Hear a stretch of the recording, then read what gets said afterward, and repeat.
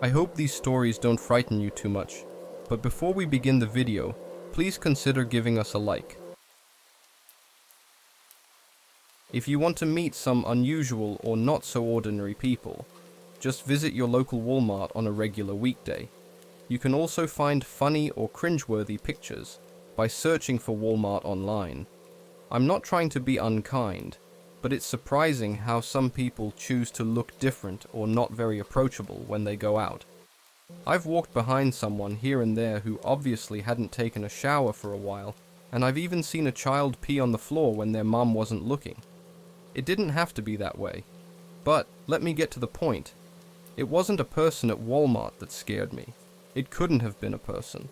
I saw something else that terrified me. Being at Walmart was just a coincidence. Let me tell you a story from Washington, not the capital. I've grown up here, and someday I want to travel around the United States, or even explore the world. But for now, I'm an outdoorsy person stuck in my hometown. So, when I went to Walmart, it was because it was close by, convenient, and had outdoor gear in the back. That's where I usually went. Now, this story happened on a Wednesday morning. Most people were at work or should have been at work, and I had taken a few days off from my job. I was planning to go hiking or mountain biking, but I needed to get a new backpack because mine was really old and worn out. I also needed a bigger water bottle. So that morning, I stopped by and immediately smiled because there weren't many people around. It's better when there are fewer people. The lines are shorter and it's quieter. I'm sure I'm not the only one who thinks you can't go to Walmart without hearing a child scream or cry somewhere. I hoped I wouldn't experience that today. I headed towards the back of the store.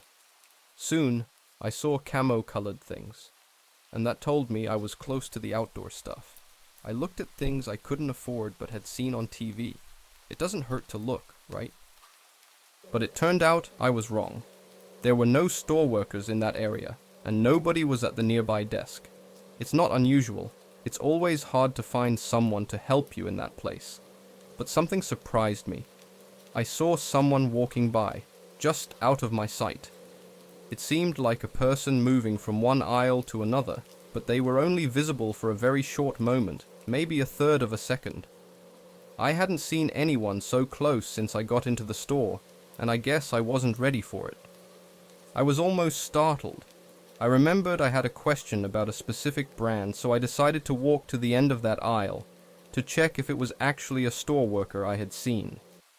When I got to where I saw the movement, I looked in the direction they seemed to be going, but there was no one there. Maybe they were in a different aisle, so I kept going and checked the aisles. Still, I couldn't find anyone. This all happened in just 5 or 10 seconds. I saw something moving. I had a question to ask, so I followed, but in that short time, the person had vanished. I was walking pretty fast to find them, so they couldn't have run away from me. Right away, I realized I must have not really seen anyone. Sometimes our eyes catch something moving, and when we turn, there's nothing there. I shook my head and went back to the aisle where I was looking at Yeti water bottles and coolers. Not even a minute later, there it was again. A shadow passed by in the same direction as before. I couldn't miss it this time. Someone had walked by. Once more I hurried toward where they went, trying to find them, but it was like they had vanished into thin air. I checked every aisle twice, but there was no one. Something strange was happening. Maybe I needed glasses.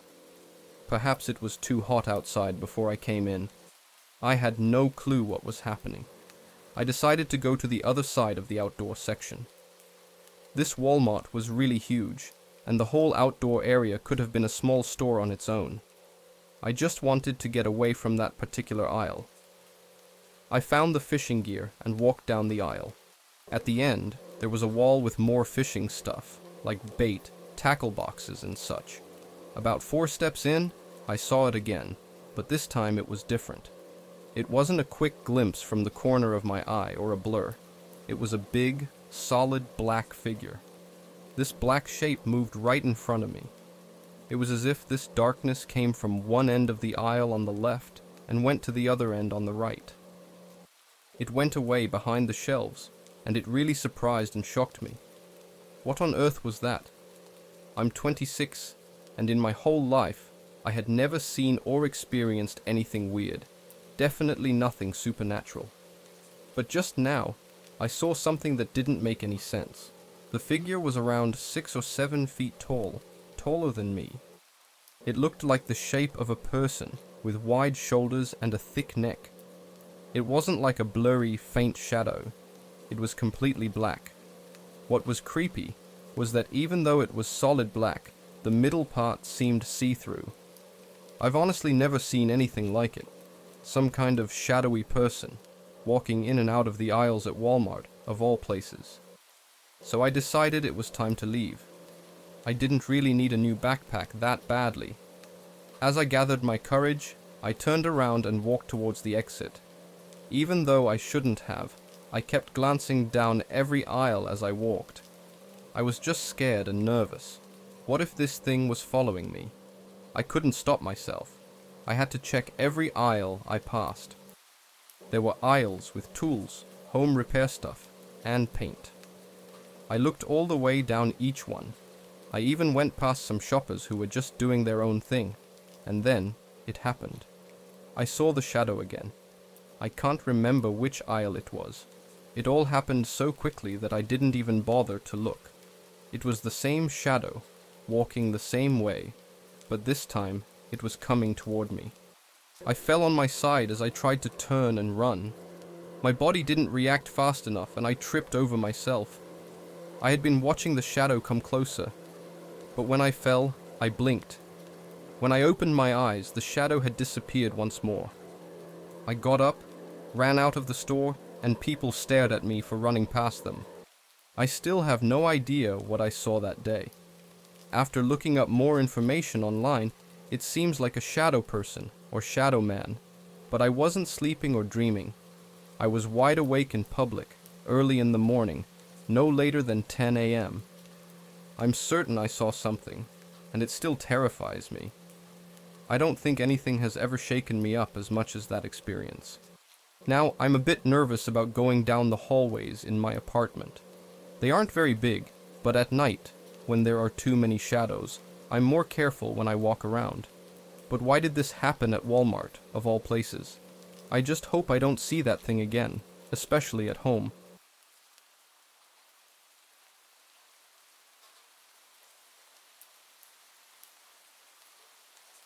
I'm really happy I wasn't by myself when this happened, though I wouldn't have left my mother's house alone. It was in 2014, early December. I was about to turn 18 and my friend Jay was 16. We had some alcohol that night to relax and have fun. Jay and I like to do adventurous things. We live in Australia and it was during our summer vacation, which starts in December here. My mother lives in a safe neighborhood, close to the kindergarten and the school outside of town. It wasn't very late when Jay and I decided to go for a walk before we started drinking at around 7 p.m. The sun was going down, but it wasn't sunset yet. We walked around the neighborhood and decided to go to the playground to use the swing set. Even though everyone had phones, we left ours at home because we didn't have pockets in our clothes. Our neighborhood was supposed to be safe, so we didn't think anything bad would happen. But then, 2 men in an old Ford car showed us what could go wrong. Jay and I were almost at the playground when we heard a car coming behind us. We moved to the side of the road to let it pass. It was an old, white, beaten-up car and 2 men were inside it. Jay was more worried, and she said we should go home, but I thought we had just reached the playground and the men were gone, right? Well, I was wrong. Just as we were about to cross the road, their truck came out from the road it had turned into and stopped. I could feel the people inside the truck staring at Jay and me. I got a bad feeling in my stomach, and I knew I should have listened to Jay. We both looked at each other, feeling uneasy and scared. Their truck started moving slowly toward us, and they didn't even look at each other. Jay and I ran away as fast as we could. My heart raced when I heard the engine getting louder. They were chasing us. I made sure Jay was in front of me so I could always see her.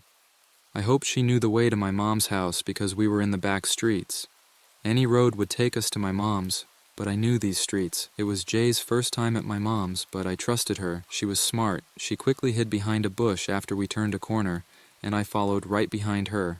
Just a moment later, the car turned the corner, but it stopped a few meters up the road. It seemed like they couldn't find us, so they either thought we were hiding or had gone home. We were full of adrenaline, and we took this chance to sneak back through people's front yards until we were around the corner. This time, I led the way, and we ran as fast as we could. I didn't even notice that my feet hurt because I was barefoot, and Jay was struggling in her flip-flops. I still can't believe what happened next. My only lighter fell from my bra and made a loud noise as it hit the ground. It was my only lighter at the time, and I did something dumb. I stopped to pick it up. Jay was exasperated and asked, "What are you doing?" She knew I had stopped for my lighter. I shook my head, grabbed it, and started running again. We could hear the truck's engine, but we were so scared at this point that we weren't sure if it was behind us or in front of us on the street. I'm not a believer in the Lord, but I prayed harder than I ever had in my life. I prayed that the truck wasn't in front of us. We were almost at my mother's street, just 10 houses away from safety. My mom's boyfriend, who is tough but not the nicest guy, was at my mom's place. We knew that if the truck did pull up in our yard, we would be safe. Mom's boyfriend is a big guy, and his yell could scare away anyone. Jay and I decided to take a risk and ran towards the road where the car might be. We didn't realize how close we were to safety, and we were lucky that they weren't on my mom's street, but that meant they were behind us. Suddenly, Jay grabbed my arm and we quickly jumped and hid in one of the neighbors' front yards. I had never been so grateful for those bushes that were just the right size for hiding. The car reached the T-junction where we had been a moment ago, and we watched, holding our breath. They sat there at the T-junction, and we could see them looking around, searching really hard. They seemed determined to find us. This determination made Jay and me think that they weren't just bored guys playing a prank. They might be dangerous. After a few minutes, they drove up the road in the direction we were trying to go. Jay and I were so close to home, but we couldn't get there. Instead, we sneaked through the front yards toward my mom's house. Their car stayed 3 houses ahead, moving slowly as they looked everywhere. Finally, we reached my mom's yard, and Jay and I rushed through the front door.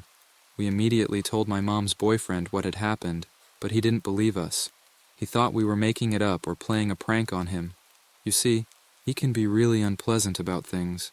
Neither Jay nor I could remember the license plate number, and I still regret that to this day.